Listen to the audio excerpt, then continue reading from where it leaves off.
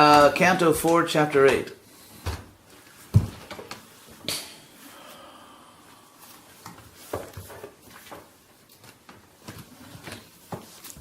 Thank you.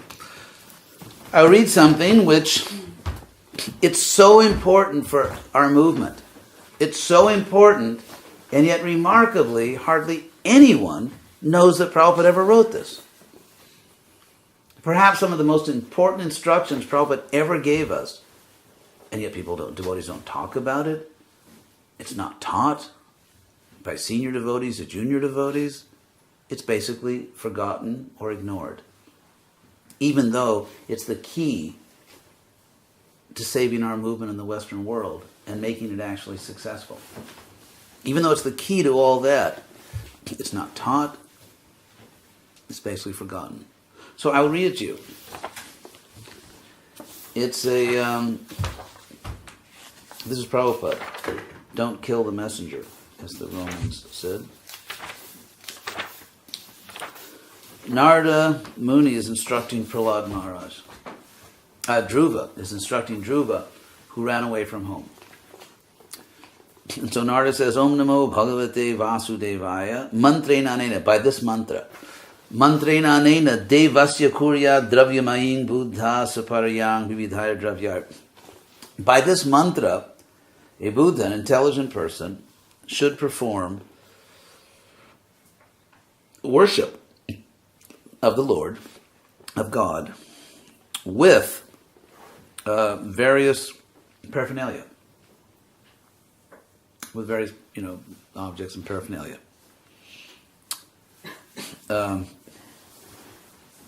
But in order to perform this worship of the Lord, you have to be Desha, Kala, Vibhaga, Vit. You have to know the differences between different countries and different times. And if you don't know it, you lose. And by the way, the same thing is in the Chaitanya Charitamrita. Danesh, you just sent that to me. Same verse. Not exactly the same verse, but in Chaitanya Charitamrita, praising Lord Chaitanya as knowing time and place. In fact, Kunti Devi says in her prayers that Krishna comes nato natya dharo jata, like an actor in costume. In other words, Krishna and Lord Chaitanya adjusted many things in their life to fit in to their society. So this is what Prabhupada says in his purport, the relevant part. The method of worship. The method of worship, chanting the mantra, and that includes obviously Harinam Sankirtan. Chanting the mantra and preparing the forms of the Lord, even deity worship, is not stereotyped. Now, if I dare to say that what Prabhupada says, I'll be crucified. And I'm not saying it because I don't want to be crucified. But Prabhupada says it here. Who reads this? Who takes it seriously? Who understands it? This is Prabhupada, the one we're keeping in the center. So are we keeping this purport in the center? That's the question. The method of worship, chanting the mantra and preparing the forms of the Lord, is not stereotyped, nor is it exactly the same everywhere.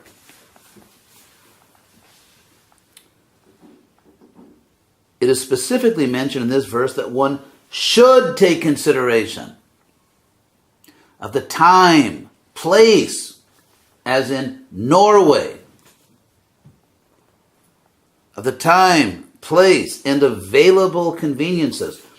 Our Krishna consciousness movement is going on throughout the entire world, and we also install deities in different centers. Sometimes our Indian friends, puffed up with concocted notions, and this includes, of course, white Indians. Sometimes our Indian friends, puffed up with concocted notions, criticize, quote, this has not been done, that has not been done. But they forget this instruction of Narada Muni to one of the greatest Vaishnavas, Dhruva Maharaj. One has to consider the particular time, country, and conveniences. In other words, what people like and don't like. That's what the word convenient means. What people like and don't like in the country you live in. What is convenient in India may not be convenient in the Western countries. But, all we need to know is that in India, they perform some ritual like this, they dress like that, they have music like this. That's all we need to know.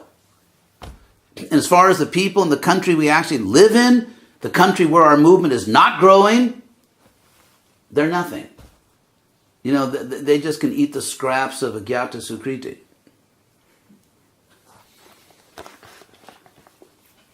So Prabhupada says, what is convenient in India? And they have a right to do whatever they want. People in India have a right to do what's convenient for them. What is convenient in India may not be convenient in the Western countries. Those who are not actually in the line of acharyas, or who personally have no knowledge of how to act in the role of acharya, unnecessarily criticize the activities of the ISKCON movement in countries outside of India. So Prabhupada was criticized for doing things in the West that were not like the way they do in India. And I can frankly tell you that since Prabhupada left, ISKCON is not what it was. It used to be much more, despite dress and everything, much more Western. If someone does go and preach, these are very important words. If someone does go and preach, taking all risks, what risk are we taking, for God's sake? In the Western country, we take no risks. Same little form, what risk do we take?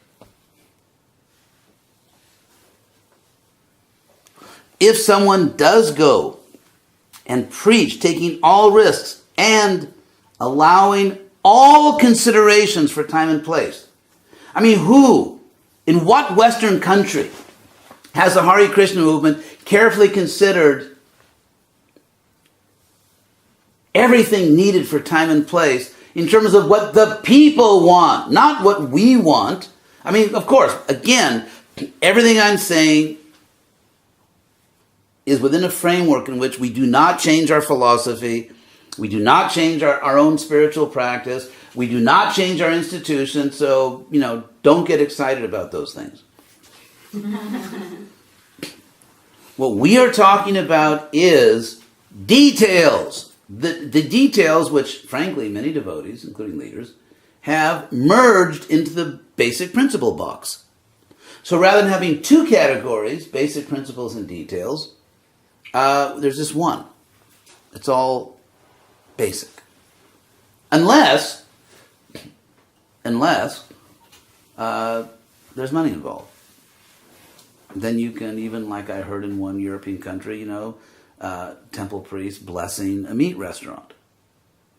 Or you can do car pujas in one American temple. They advertise in their newsletter that they will do car pujas, or they will do pujas for your business. And in other Western countries, in Australia, they had a Rath Yatra, and right in front of Lord Jagannath deities, they had Bollywood dancers doing an extremely erotic dance, and that's the word. I choose my words carefully, and I mean erotic.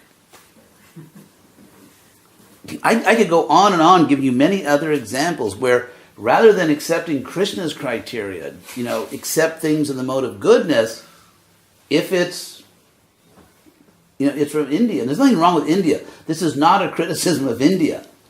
There's nothing, it's just an appeal to be appropriate in the West.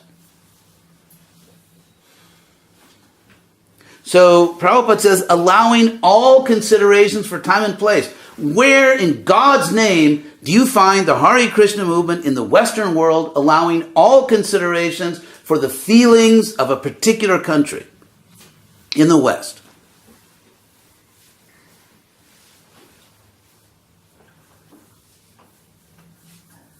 frankly, we don't care that much about their feelings. Why?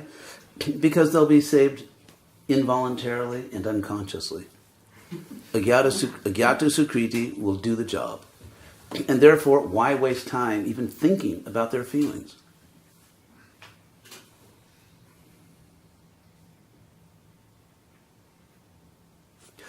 But Prabhupada said, again, what I find remarkable is that no one knows this purport. You'd think that in the Western world, the preachers who are just giving their lives, care about nothing but trying to save these people, would jump on this purport and say, oh my God, this is what I needed. Prabhupada is authorizing me to get the job done. Prabhupada is authorizing me to make our movement comfortable and convenient and pleasing and attractive to the people of my country. But no one wants it. No one's even interested in this purport. Not interested. Because no one's really interested in taking seriously the people in the country where they live. It's just a big Agyata Sukriti machine. The sound went in their ear, they touched the book, they ate the prasadam. It's just a big Agyata Sukriti machine.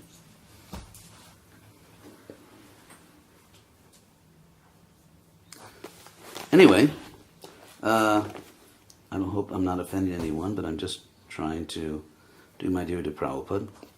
So, if one allows all considerations for time and place, it might be that there are changes in the manner of worship, but that is not at all faulty. Not at all faulty. According to Shastra. There you have it. And as the Romans said, don't kill the messenger.